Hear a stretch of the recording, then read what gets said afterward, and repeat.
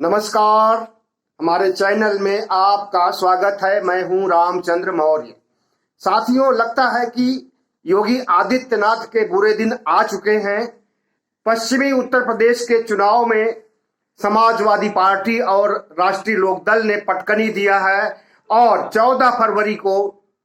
मध्य उत्तर प्रदेश में बुलंदशहर, बिजनौर के आसपास 9 जिलों में चुनाव होने वाला है और उसमें भी वोटों का ध्रुवीकरण होते हुए समाजवादी पार्टी के पक्ष में जा रहा है। और तीसरी खबर यह है कि समाजवादी पार्टी चुनाव जीतने जा रही है, क्योंकि भारतीय जनता पार्टी और योगी आदित्यनाथ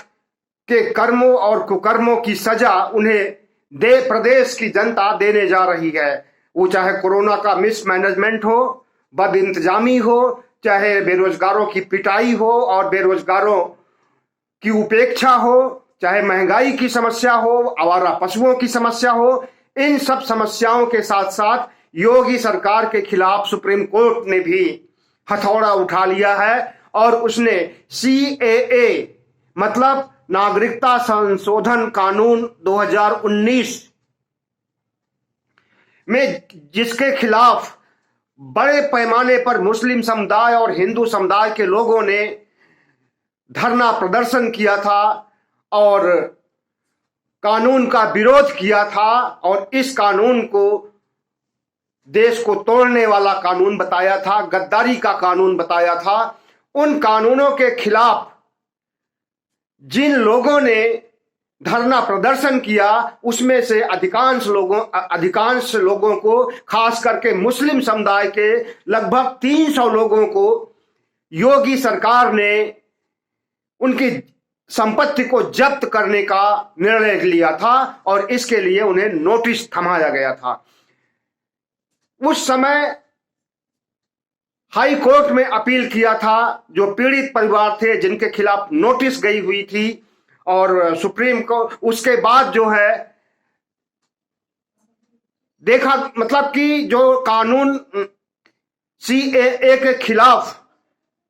जिन लोगों ने प्रदर्शन किया था, उनके खिलाफ जो योगी सरकार ने नोटिस भेजा था उनकी संपत्ति को जब्त करने के लिए, उस नोटिस के खिलाफ हाई कोर्ट ने जो निर्णय दिया और उसके बाद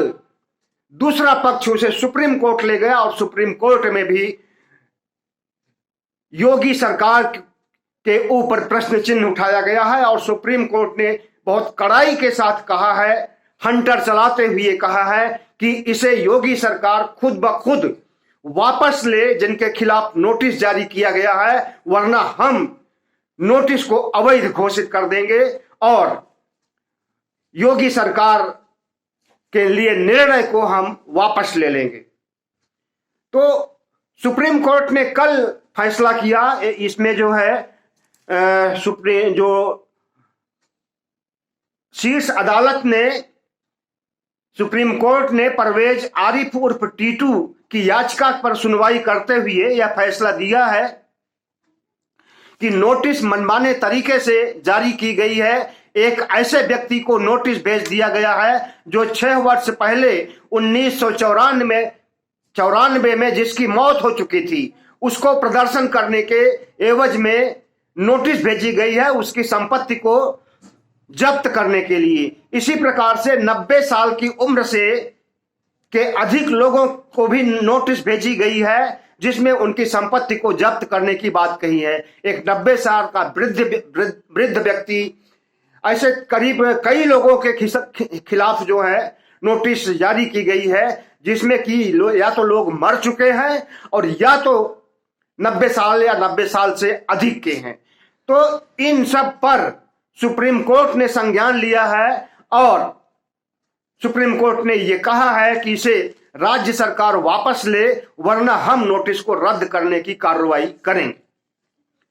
तो साथियों, CAA और NRC कानून जिस मकसद से लाया गया था, सरकार का वह मकसद पूरा नहीं हो सका है और न पूरा हो पाएगा, क्योंकि नागरिकता संशोधन कानून 2019 सरासर देशद्रोही और CAA कानून सरासर देशद्रोही था। इसके हिसाब से बाहर के हिंदुओं को बुला करके, बाहर का मतलब कि पाकिस्तान, बांग्लादेश, बर्मा और अफगानिस्तान, दूसरे देशों को हिंदुओं को बुलाया जाएगा और यहाँ के हिंदुओं की नागरिकता खत्म की जाएगी और यहाँ के हिंदुओं को, मुसलमानों को अपनी नागरिकता साबित करने के लिए प्रमाण देना होगा और जो लोग प्रमाण नहीं दे पाएंगे उनकी नागरिकता खत्म कर दी जाएगी और उन्हें एक तरह से जेल बंदी के रूप में बंदी बना लिया जाएगा। तो इस तरह से उस समय देश का इन कानूनों का पूरे देश में इनके खिलाफ आंदोलन हुआ था और दिल्ली के आसपास आंदोलन का रुख आपने देखा था कि शाहीन बाग में महिलाओं ने किस तरह से CAA और NRC का विरोध किया था। महीनों तक बैठ करके, जब कोरोना आया है तब जाकर के उनका आंदोलन स्वतः समाप्त किया गया था, न किसी के दबाव पर और न किसी के बंदर घुड़की पर, बल्कि महामारी की वजह से आंदोलन को वापस लिया गया था। उसके बाद से इस कानून को लागू करने की हिम्मत सरकार को नहीं पड़ रही है, क्योंकि 5 राज्यों के चुनाव आ गए थे और अभी इन 5 राज्यों के चुनाव के बाद भी भारत सरकार इन्हें लागू करने ऐसा नहीं समझा जा सकता है, क्योंकि उसके बाद फिर लोकसभा के चुनाव आ जाएंगे और लोकसभा के चुनाव के लिए भारतीय जनता पार्टी की यही मंशा होगी कि मुसलमानों का भी वोट लिया जाए, हिंदुओं का भी लिया जाए, सारे संप्रदाय, सारे धर्म के लोगों का वोट लिया जाए, तभी जाकर के फतह मिल सकती है, जिस तरह से 2014 में और 2019 में। इस तरह से मुसलमानों के 20-21% वोट के लिए भारतीय जनता पार्टी किसी तरह का जोखिम नहीं लेना चाहती है, लेकिन जो कुकर्म पहले कर रखा है उससे उसके चाल चरित्र चेहरे पर निश्चित रूप से प्रश्न चिन्ह लग गया है और मुसलमान कभी भी भारतीय जनता पार्टी को माफ नहीं कर सकता है। न सिर्फ मुसलमान बल्कि OBC, SC, ST के लोग भी भारतीय जनता पार्टी की लोक विरोधी कारनामों और उसकी देश विरोधी गतिविधियों, संविधान के खिलाफ जो भी षड्यंत्र रचा जा रहा है, लोकतंत्र के खिलाफ भारतीय जनता पार्टी और RSS जो हिंदू राष्ट्र बनाने की बात कह रहा है, इससे